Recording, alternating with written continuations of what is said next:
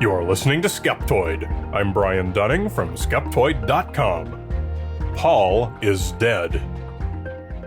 Today we're going to stroll across the famous crosswalk outside Abbey Road Studios in London and have a look at an infamous rumor that we've all heard, that Beatle Paul McCartney died mysteriously in the 1960s and was replaced by a look-alike, who now lives and performs as Paul McCartney. Apparently, the Beatles left us many clues to prove that it's true, both in their music and on their albums. We're going to have a look at some of those clues and also the genesis of the story, and maybe answer a question. Does the way a story came about impact how likely it is to be true? As with a number of other urban legends, the story of Paul McCartney having been killed and replaced with a look-alike had an inauspicious beginning. A phone call into a radio program. It was a student from Eastern Michigan University named Tom Zarsky who called into a Detroit radio station on a slow Sunday afternoon on October 12, 1969. The DJ who took the call was Russ Gibb. Little did he know, but that day was to be one of the biggest of his career. So much so that 45 years later, in 2014, Gibb did an interview with BBC Scotland to talk about how it happened. Some young kid called me from one of the universities and said, I heard that Paul McCartney is dead. And I said, no. I said, I hear rumors about every rock star that they are either dead or they're a doper. Or I said, most of these things are just rumors and PR rumors to get publicity. And he said, no. If you play a record backwards, you'll hear them talking about it, the Beatles being dead. I said, what? Playing a record backwards? And he said, take number nine from the White Album and play it backwards. I said, you're kidding me. And then I played it backwards, number nine, where a very pronounced English accent guy says, number nine. And it very clearly said, turn me on, dead man. Turn me on, dead man. Turn me on, dead man. Turn me on, dead man. Turn me on. Well, that floored me. That absolutely floored me. So when I came back on the air, the phone lit up like it was a Christmas tree, and all our lines were jammed. And then I got on the special phone line that we had with the manager of the station. He called me, he said, what are you doing? I said, I don't know. We've hit something, a nerve, and the kids are going crazy, calling me about playing records backwards and cues on record albums. And he said, well, I don't know what you're doing, but keep doing it. I had been in London, and I had spent some time with Eric Clapton, who was a good friend. And I called Eric in London, and I said, Eric, have you heard about, there's a rumor going on in the United States that Paul McCartney is dead. And he said, no, what are you talking about? He said, what Paul McCartney is dead? I said, yeah. I said, they've got it in the record, and they got it on so forth. And he said, no, that's not. And then he said, wait a minute. He said, come to think of it, I haven't seen Paul in about a month and a half. And that did it. After he said that, all hell broke loose. When you read about the claim that Paul is dead, it turns out there's a surprisingly specific story for what happened. It was in the wee hours of Wednesday, November 9th, 1966. The Beatles were working late at Abbey Road Studios in London and got into some argument. Paul got really mad and stormed out. He took off in his car at 5 o'clock in the morning. While driving, he was distracted by a pretty meter maid, identified as Rita, and missed a red light as a result. He crashed and was killed.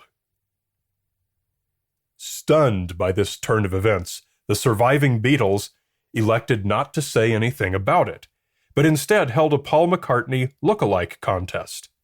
It was won by William Campbell, an orphan from Scotland. He was given minor plastic surgery, but since it still wasn't quite right, the Beatles changed their look and all grew facial hair to disguise the remaining differences. From that moment on, William Campbell ceased to exist, and Paul McCartney lived on.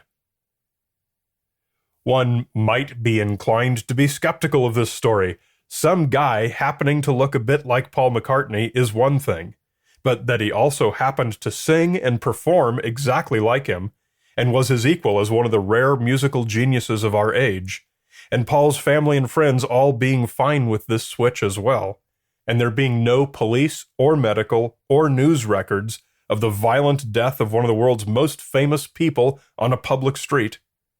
There are an endless number of red flags suggesting the story might not be true as reported. Well, that's to say nothing of the fact that this is almost purely an American phenomenon, and was virtually unknown in England, where it supposedly happened, and where the Beatles lived and worked. So where did all these specific details come from if there are no records of the crash? Well, on the Sunday of the Russ Gibb broadcast, another student was also listening. He was Fred LeBour, a journalism student at the University of Michigan, and today he's the bass player for the successful Western swing band Riders in the Sky. 2 days after Gibb's radio show, LeBour published a full-page article in the Michigan Daily. It began, Paul McCartney was killed in an automobile accident in early November 1966, after leaving EMI recording studios tired, sad, and dejected. The Beatles had been preparing their forthcoming album, tentatively entitled Smile, when progress bogged down in intra-group hassles and bickering. Paul climbed into his Aston Martin, sped away into the rainy, chill night, and was found 4 hours later pinned under his car in a culvert, with the top of his head sheared off. All the details of Paul's death come from LeBour's article, and it's also the earliest place most of the popularly known clues are mentioned. So let's have a look at these clues the Beatles are said to have left us. Many of them are details in the album covers, like Paul being barefoot and out of step with the others in the famous crosswalk photo on the cover of Abbey Road. But since this is an audio show, let's focus on the clues found in the actual music. Most come from 3 of the Beatles' albums that came out after the alleged crash in 1966 and before Gibb's radio show in 1969.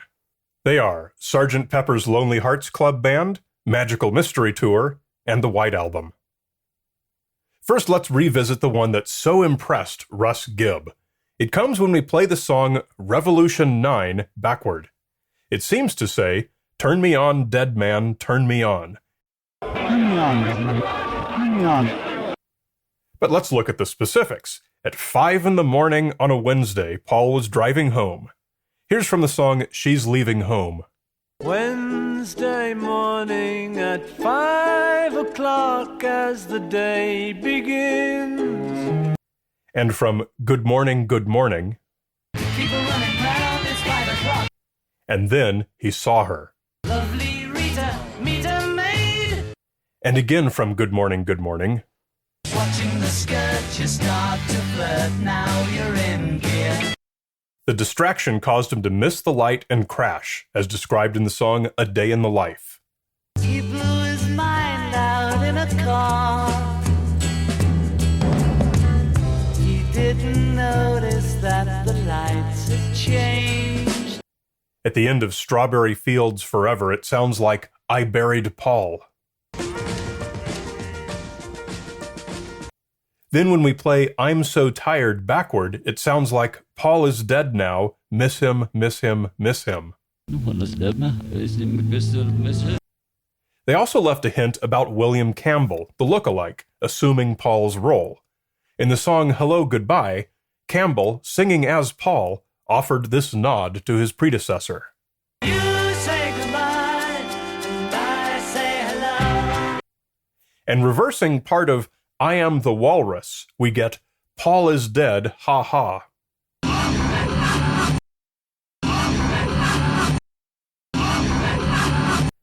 The walrus turns out to play a slightly larger role. I am the walrus. But according to the record jacket, the song's complete title is I Am the Walrus, No You're Not, said little Nicola. So then, who was the walrus? For this, we turn to the song Glass Onion. Well, here's another clue for you all. The walrus was Paul. Why all this with the walrus? According to Fred LeBour, the word walrus is Greek for corpse. Thus, it's clear that the Beatles were trying to reveal the truth about Paul's death. Except for one thing. Walrus is not Greek for corpse, or Greek for anything for that matter. Labour made the whole thing up, and has said so outright on many occasions. His entire article in the Michigan Daily, except for what he gleaned from Russ Gibbs' radio show, came from his own imagination and a stack of Beatles albums that he looked through for ideas. Nevertheless, his article went viral. It was even mentioned in both of the two most popular magazines of the day, Time and Life. Labour said, "The story was quoted extensively everywhere. First the Detroit papers, then Chicago, then, by the weekend, both coasts. After a few days, the theatrical aspect became clearer to me, and, shy as I was in the face of all the attention, I began to enjoy the ride." It grew and grew. He was even asked to appear as a witness on a TV special conducting a mock trial with celebrity attorney F. Lee Bailey. Labour was going to have to lie on national television. "I was a nervous college kid, way out of my league. I told Bailey during our pre-show meeting that I'd made the whole thing up. He sighed and said, 'Well, we have an hour of television to do. You're going to have to go along with this.' I said, okay." Even today, decades upon decades later, hoaxers are still coming up with pretend evidence. There's a fake deathbed confession from George Harrison. There's a book available making far-out biometric comparisons of Paul's face before and after the alleged crash.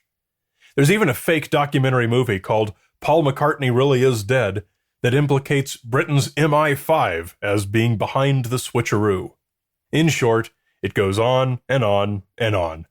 Come up with a wacky death hoax about a famous person, and the internet pretty much guarantees that your story will not only survive, but grow, as all of today's, quote, new evidence demonstrates.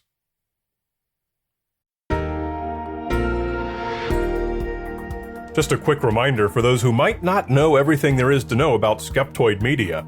We are a 501c3 nonprofit.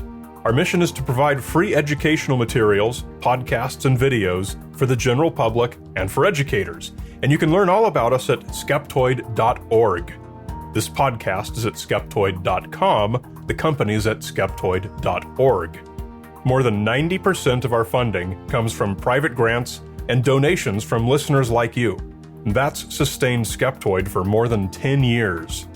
Huge thanks to all of you who are our supporters. And just a thought for those of you who aren't yet supporters but might like to help us grow and provide more materials like this for just a few dollars a month, for which we also offer great perks and thank you gifts. Come to Skeptoid.com and click Go Premium to learn more. You're listening to Skeptoid, a listener-supported program.